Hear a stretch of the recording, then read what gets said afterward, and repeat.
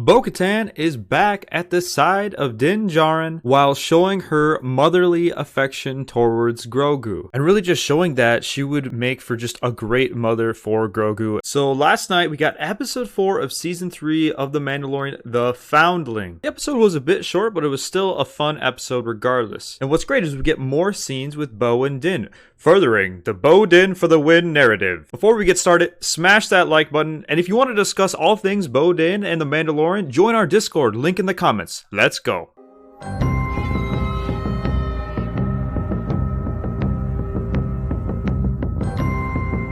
So where the episode starts off, we are back on the planet where the Children of the Watch Mandalorians are, and they're all out basically training. We get some cool scenes, some Mandalorians brawling together, and we open up with Bo Katan walking around checking everything out. And then Bo Katan looks over to see Grogu, who's chilling at the beach playing with some rocks, but they're actually crabs. And then Din comes over to go get him. So Din tells Grogu that it's time for him to basically learn with the other foundlings, so he picks him up and then brings him over to some of the other foundlings that are fighting. So Grogu's actually going to face off with the kid from the first episode who gets baptized into the Children of the Watch, who actually ends up being Az Vizsla's son. But this is where we get into the juicy stuff. So Grogu is about to fight, and then Bo Katan comes over and is asking, are you sure if this is a good idea? Clearly showing some care and concern, you know, like maybe he's a little too young and he could get hurt. And then the kid asking is like, is Grogu too small basically to fight? Like, I don't know if I want to fight him. And like, why is he not wearing a helmet? Din explains that he is ready to fight, and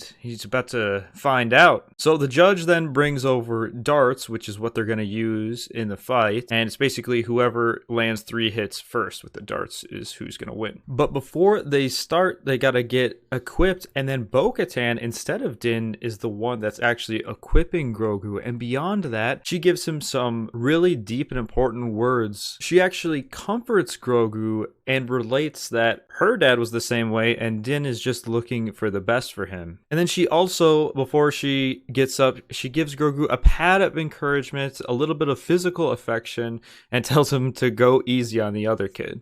And if this isn't a scene that just screams that Bo is that motherly figure that Grogu needs, I just don't know what is. Like, this is just, it's there. And it's just a very motherly interaction. And beyond that, the way Bo just stands at the side of Din, it really just, it already seems like they're kind of together in some way, shape, or form, and that it's, you know, it's almost their kid. And it just further supports the BoDin for the win and the romance between them. The way Bo just looks at Din in this episode further signifies this as well. The way she like tilts her head and whatnot. So Grogu wins his challenge in a close fashion after some words of encouragement from Din. And then from there, the Az Vizsla kid, he gets taken by that flying monster and they go after him. And then it's Bo Katan who has to come up with a plan to get the kid. They head out during the night, and it's at this fire where Bo Katan has to ask Din for some advice, like, how do you eat, you know, without a helmet? And then we discover that basically they gotta go eat off on their own once you get your food. Though I'm not sure if Bo and Din are gonna eat by themselves that much longer. In the meantime, the armorer takes Grogu, because he's too young to go with, even though he's always with Mando, to make some new armor for him. And when he's having this new piece of armor, which is a cool emblem on his chest, during the forging process, it brings up some PTSD of the Order 6016, and that's where we get the Order 66 flashback,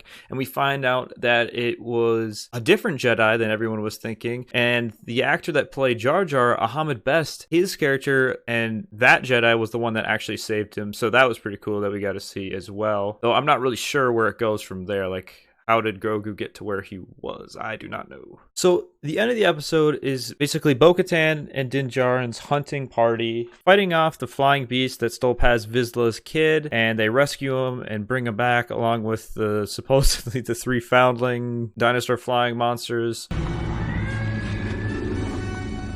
There's always a bigger fish And then Din and Bo are reunited with Grogu, and then Bo has a one-on-one talk with the armorer where she inquires about the Mythosaur she saw, which again, we touched on this before, but if Bo doesn't reveal this to Din, this could create a lover's quarrel, but we will see if her actions are nefarious or that the romance will continue next time. But yeah, this was a fun episode. We get to see that motherly affection towards Grogu, and I really do think that she would just make a great mother figure again, like I've stated multiple times. Thank you guys for watching. Subscribe for more videos and live streams like this on the channel, and like I said, join the Discord. I'll have that in the description and in the comment section. Just a Discord where we hang out, discuss our predictions and just thoughts on the Mandalorian and then Star Wars in general. But yeah, I hope you have a great day. I'll see you guys later. BoDin for the win!